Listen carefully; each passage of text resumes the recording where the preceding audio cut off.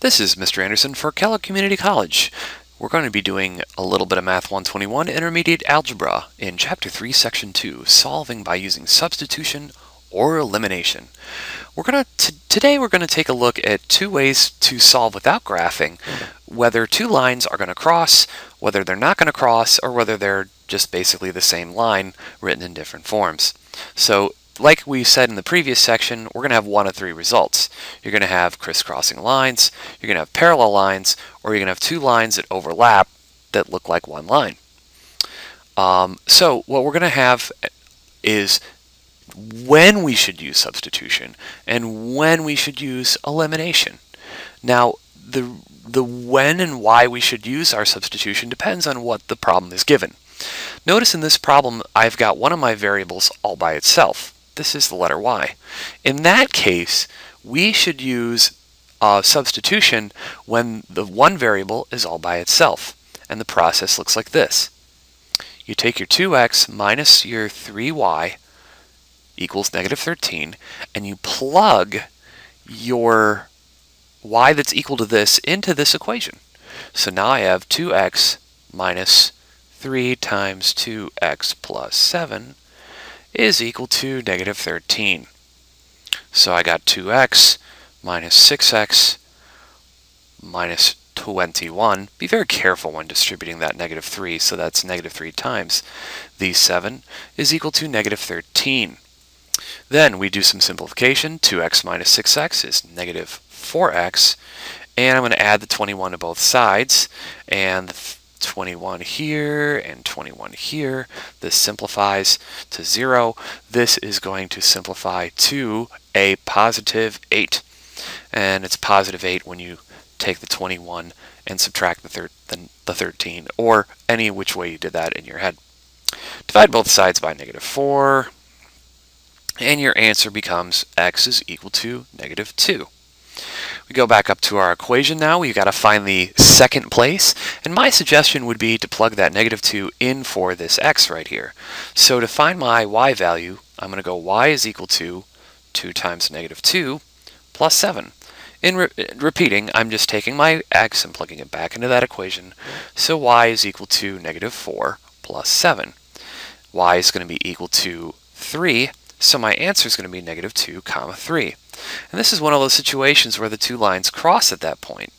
And it might be a good idea to check your answer right here and see that negative 4 plus 7 is in fact 3. But then by plugging my negative 2 and 3 in for the top equation, we should get an answer of negative 13. So this is going to be negative 4 minus 9 is in fact negative 13. This checks out. It is my solution. Now, the next equation is going to be an elimination equation. And why should we use elimination? We should use elimination when the x's and y's are directly above each other in kind of a column format. You got x's and y's and you have answers. So what's going to happen here is we are going to stack these up again. So let's stack these up, but I really want some letter to eliminate. I want the x's to simplify, I want the y's to simplify. I got one of these. Now, my pro tip would be that you have the y's eliminate, because one of them's negative and one of them's positive. It's probably easy to get the y's to eliminate, so I'm going to multiply the top line with my crude multiplication sign, multiply that top line by 5. So this becomes 15x minus 5y is equal to 55. Be careful to multiply every part by 5. The bottom line is not going to do anything. It's going to stay exactly the same. And then we draw a line. 15 and 2 make a total of 17x. These simplify to 0. This makes a total of 68. Well, I really hope that 17 and 68 can be easily divided. And they are, because 17 times 2 is 34, times 2 is 68. If you divide both sides by 17, the process, whoa, that's a 7, not a 12. The process is we get an answer of x is equal to 4. So now we have our x equal to 4. Let's go find out what my y value is. Now, you really can choose where you want to plug this x into. You can plug it into the top or the bottom equation. I'm going to choose the bottom because it has fewer negatives. So 2 times 4 plus 5y is equal to 13. So 8 plus 5y equals 13. So 5y, if I subtract the 8 from both sides, is equal to 5. Y is going to be equal to 1 if I divide both sides by 5. So y is equal to 1. Now, therefore, my point is 4, 1. Now let me go check my answer. I'm going to plug 3 times 4 in here to get 12. 12 minus 1 is 11. Hey, that checks out. My process seems to work, and if I wanted to be sure, I'd plug it in here too. We'd get 8 plus 5 equals 13, so 4, 1 is my solution for that problem. Now again, we're going to evaluate at the start of each of our problem whether to use substitution or whether to use elimination. So let's go take a look. For our next 2 examples here, we're going to look at, let's see, let's try the first one here. What do you think? Based on its, based on the way it looks there, what do you think? Do you think that's going to be a substitution problem or it's going to be an elimination problem? It looks like it's going to be a substitution problem because I have this equal to y, so I can plug that in for my y up there in the first equation. So let me write that out. 9x minus 2 times 3x minus 6 is equal to 3. So now my top equation doesn't have 2 variables in it. I can solve for y. So I'm going to do that. I'm going to go 9x minus 6x, be careful of the negative multiplication here, and that's equal to 3. 9x minus 6x is going to be 3x. If I subtract the 12 from both sides, that gives me an answer of negative 9. Just showing that little step right there. There we go. So 9x minus 6x is 3x, subtract the 12, negative 9, divide both sides by 3. X is equal to negative 3. Now, to find my y value, look, I got this beautiful equation right there ready to go. I'm going to put my negative 3 in for my x, minus 6 equals y, and this will give me my y value.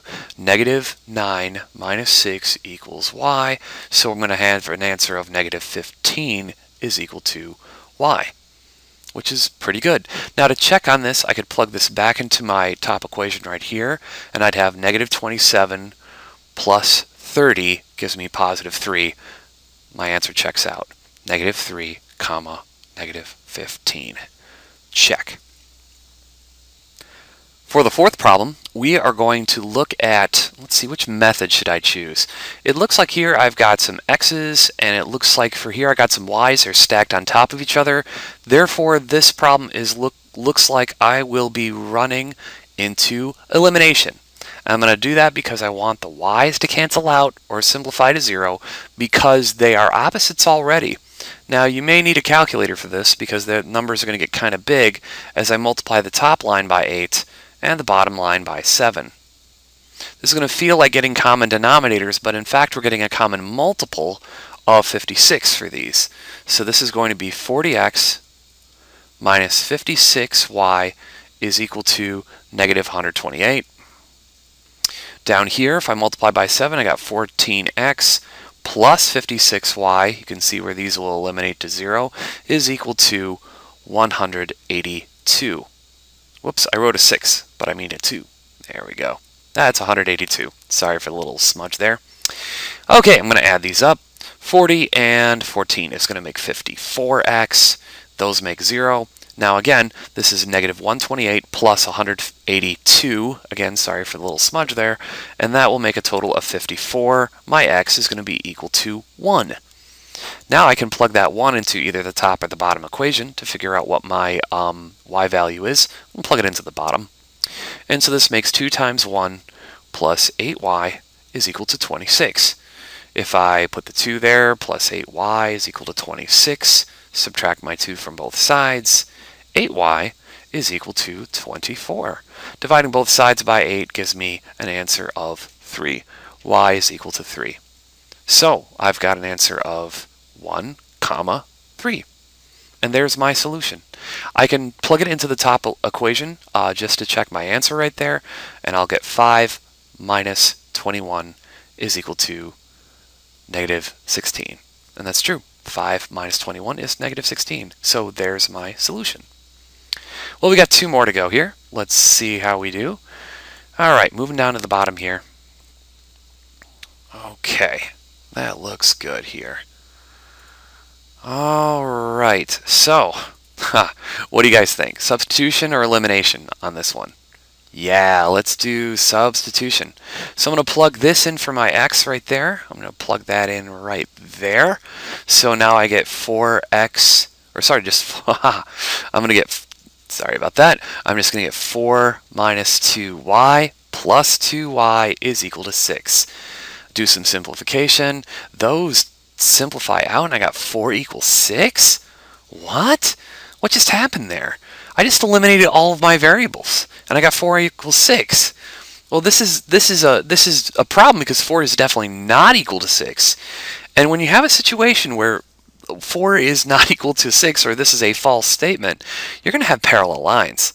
I mean, I would try plotting these out if you don't believe me here, but if you have this inconsistency, have parallel lines, and therefore you have no solution. This is a definite inconsistent problem because you have no answer, and these two independent lines don't have anything to give you here, so you're stuck, your end. But I think there might be some connection to this with the next problem that we're about to see, because this is our first time that we've had parallel lines. Let's take a look at the next one here. We're going to try to do some elimination in this one because you'll notice we have opposites, 6y and 2y. So we're going to multiply the bottom line. We're going to multiply that one by 3, and that will give me the, it'll give me these y's to simplify right there, which is kind of nice. The top line will stay the same.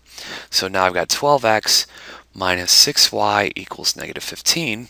And then we have, I'm going to multiply this by, now we got negative 12 here, I got positive 6y here, and I've got a positive 15 here. Oh my, what happens when I stack these up? 0, 0, 0. I get 0 equal to 0. So what just happened? Well, what happened is that these two lines, if I just multiply the bottom line by 3, it makes the same line as the top one. So what this means is that these two lines are overlapping. So we have basically for every value of x and y, the equation of 12x minus 6y equals negative 15 is going to be my answer. Or I could have written instead, I could have written negative 4 plus 2y equals 5. It's the same equation. So therefore, these are all solutions. This is a consistent problem because it has all answers. And just like all the other problems above this, it's consistent too. But unlike all the other problems before this one is not dependent. This one's not independent. This one is dependent. This one is dependent because these two lines are the same line.